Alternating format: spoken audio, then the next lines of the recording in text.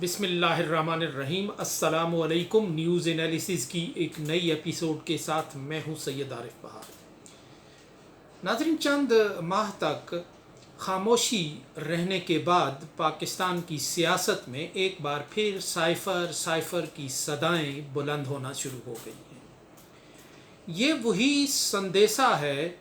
جو 1.5 سال قبل اس وقت اسلام آباد پہنچا تھا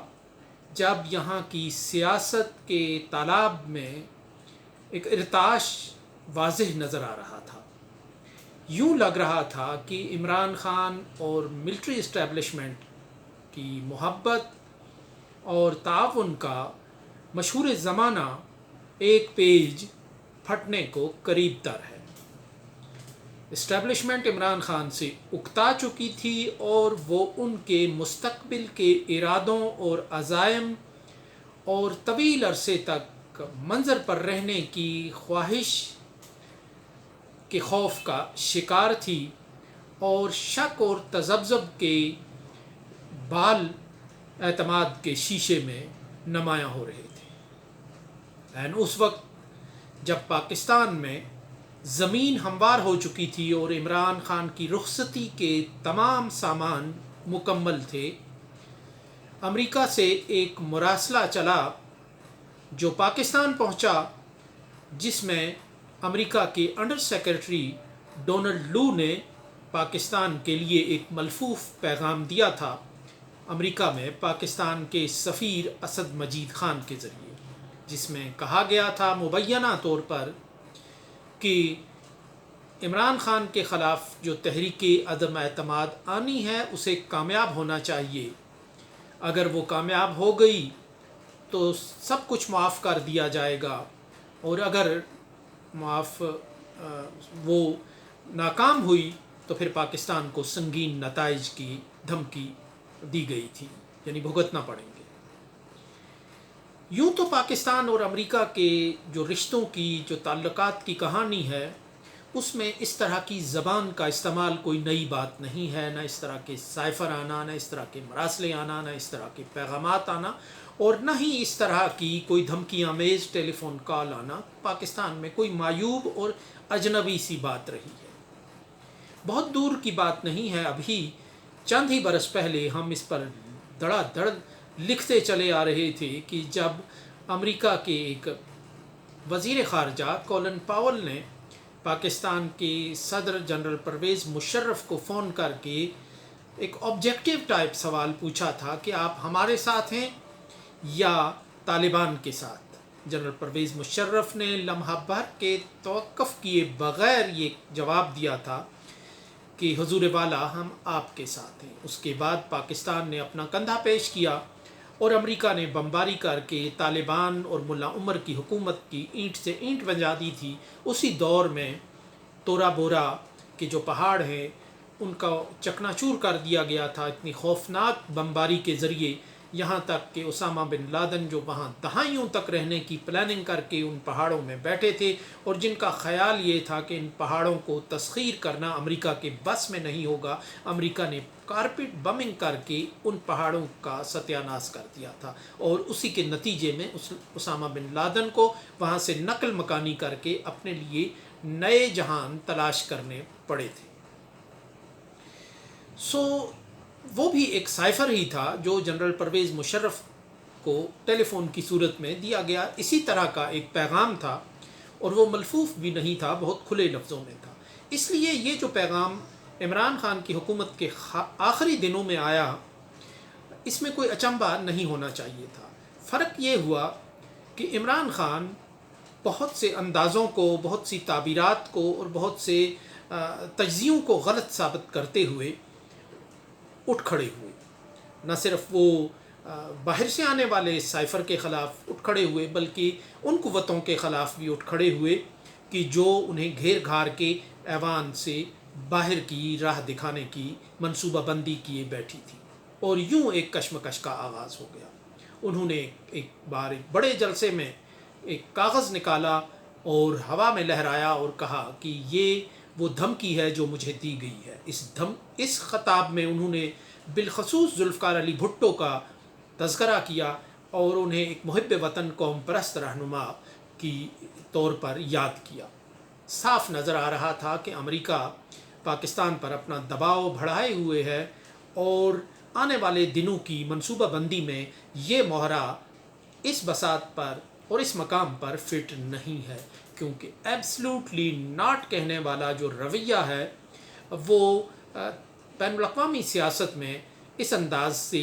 مروج نہیں ہے، اور پاکستان سے تو بالکل ہی اس بات کی نہ توقع ہے نہ پاکستان کو اس بات کی اجازت ہے، کیونکہ پاکستان کا جو انتظام اور انصرام ہے وہ 75 برس سے چلانا امریکہ کی ذمہ داری ہے۔ بذام خود انہوں نے یہ سمجھ لیا ہے کہ وہ پاکستان کے سرپرست کے طور پر اور اس کی سیاست کے اور اس کی جو ریجنل اور انٹرنیشنل پالیٹکس کے خد و خال سنوارنے کا کام صرف انہی کے ذمہ ہے۔ اور یوں یہ سائفر پاکستان کی سیاست میں ایک بحران کا باعث بنتا چلا گیا۔ عمران خان چلے گئے لیکن یہ سائفر کسی نہ کسی بہانے سے زندہ رہا، زیر بحث رہا۔ یہ امریکہ کے لیے مستقل ایک درد سر تھا کہ ایک باقاعدہ ثبوت ہاتھ آ گیا تھا لوگوں کے کہ اس نے کس طرح وہ رجیم چینج کرتا ہے اور کس طرح مداخلت کرتا ہے۔ پھر پاکستان جیسے ملک کے لیے جہاں ایک اس کا دوستی اور دشمنی کا اور فاصلوں اور قربتوں کا بیک وقت ایک تعلق موجود رہا ہے، وہاں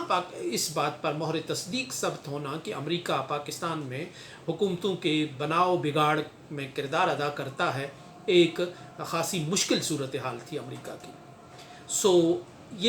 یوں یہ سائفر پاکستانی سیاست میں مستقل ارتعاش کا سامان بنتا چلا گیا۔ وقت گزرنے کے ساتھ ساتھ اس کے نتیجے میں عمران خان کو ایک پاپولر لیڈر کے طور پر شہرت ملی، طاقت ملی، اور ماسز میں ان کا ایک حریت پسند اور نیشنلسٹ پاکستانی کے طور پر امیج بن گیا۔ اور بالآخر ایک وقت ایسا آیا کہ جب امریکہ میں مقیم پاکستانی کمیونٹی متحرک ہوئی اور انہوں نے امریکہ کے اداروں سے، ان کے تھنک ٹینکس سے جا کر یہ بتانا شروع کیا کہ عمران خان کو جس بنیاد پر منظر سے ہٹایا گیا وہ حقیقی نہیں، اس کی کہانی کیا ہے۔ یوں رفتہ رفتہ عمران خان نے بھی سائفر کہانی پر مٹی پاؤ کا ایک رویہ اپنانے کی کوشش کی۔ چند ماہ تک تو یہ واقعی مٹی پاؤ اصول کے ہی تحت رہا معاملہ، لیکن اب یوں لگتا ہے کہ اعظم خان کو 40 دن گرفتار کرنے کے بعد، حراست میں رکھنے کے بعد، ان کے حوالے سے جو بات منسوب کی گئی ہے اور جو بات سامنے آئی ہے کہ عمران خان نے سائفر کو دیکھا اور اسے امریکہ کا بلنڈر قرار دیا اور اسے استعمال کرنے کی بات کی، اور سائفر کی جو گمشدگی ہے اس کو دوبارہ ایشو بنایا جا رہا ہے۔ اور یوں جو پہلے حکومت کی حلقوں نے اور حکومت نواز صحافیوں نے جس سائفر کو ایک افسانہ کہا، وقت کے گزرنے کے ساتھ ساتھ اسے حقیقت بھی وہی لوگ تسلیم کرتے چلے گئے، اور اب اعظم خان کے اس بیان میں سب سے بڑی جو کہانی ہے وہ یہ ہے کہ سائفر موجود تھا، ایک حقیقت تھی۔ عمران خان کے بعد شہباز شریف نے بھی اس کو ایک حقیقت مانا، اور نیشنل سیکیورٹی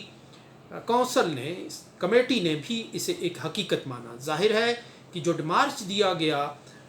امریکہ کو، وہ اس بنیاد پر دیا گیا کہ امریکہ نے پاکستان کے اندرونی معاملات میں مداخلت کی ہے، اور مداخلت کی بنیاد یہی سائفر تھا، اور یوں یہ ایک حقیقت کے طور پہ اسے تسلیم کیا گیا۔ اب حکومت نے اعظم خان کو ایک وعدہ معاف گواہ کے طور پر دوبارہ یہ سائفر کہانی چھیڑی ہے، تو یہ ایک امریکہ کو بھی امبیرس کرنے والی ایک مسلسل صورتحال ہے۔ عمران خان ایک تندخو اور جنگجو انسان ہیں، وہ اس پر کھل کر بولتے رہیں گے، اور اگر انہیں اس سائفر کہانی میں سزا دی جاتی ہے تو یہ امریکہ کے ماتھے کا ایک مستقل ایک کلنک کا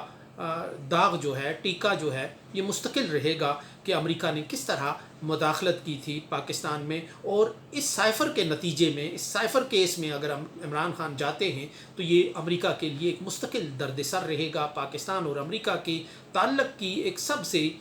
جو تاریک گوشہ ہے وہ یہ سائفر رہے گا. اس لیے امریکہ میں بھی جو صاحب الرائے لوگ ہیں، جو جانے پہچانے لوگ ہیں، معروف لوگ ہیں، جو اپنا ذہن اور دماغ رکھنے والے، وہ نہیں چاہیں گے کہ اس کیس میں عمران خان کو سزا ہو، یا یہ کیس زیادہ دیر تک پاکستان میں ٹاک آف دی ٹاؤن بنا رہے، موضوع بحث رہے. کیونکہ جب سائفر کی بات ہوگی تو پاکستان میں امریکہ کی مداخلت کی کہانی دہرائی جاتی رہے گی، اور یہ صرف سائفر تک محدود نہیں رہے گی، یہ فرینڈز ناٹ ماسٹرز تک، اور اگر مجھے قتل کر دیا گیا جیسی جو حکمرانوں کی لکھی گئی دستاویزات ہیں، یہ ان تک بھی بات پہنچتی رہے گی. اور امریکہ اپنی جو ساکھ ہے اس کے لیے خاصا سینسٹیو بھی رہا ہے، رہتا بھی ہے. وہ بہت خوبصورتی کے ساتھ اس طرح کے دستانے پہننے کا عادی اور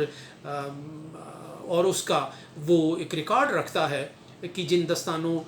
کو اتارنے کے بعد پھر کچھ بھی نظر نہیں آتا ہاتھوں پر. اس لیے ایک بار جو امریکہ کی وزیر خارجہ ہلری کلنٹن جب یہاں آئی تھی تو انہوں نے پاکستان کو دو ٹوک انداز میں کہا تھا، وہ کہ وہ یہاں کہ پاکستان اینٹی امریکن سینٹیمنٹ کو ہوا دینے کی بجائے اپنا ٹیکس کا نظام ٹھیک کرے، اپنے اندر کا اپنے گھر کے معاملات ٹھیک کرے. تو یہ لگ رہا تھا کہ امریکہ خاصا چڑا ہوا ہے. یہ مشرف کے زمانے کی بات ہے کہ جو پاکستان میں اس وقت اینٹی امریکہ جذبات ابھر رہے تھے، اور امریکہ کا خیال تھا کہ اسٹیبلشمنٹ ان کو ہوا دے رہی ہے. ایسے میں سائفر کا بار بار ڈسکس ہونا جہاں پاکستان اور امریکہ کے تعلقات میں ایک مستقل اڑچن کے طور پہ موجود رہے گا، وہیں یہ امریکیوں کو امبیرس کرنے کا باعث بنتا رہے گا. اور کیا اس سائفر کہانی کو دوبارہ زندہ کرنے والوں نے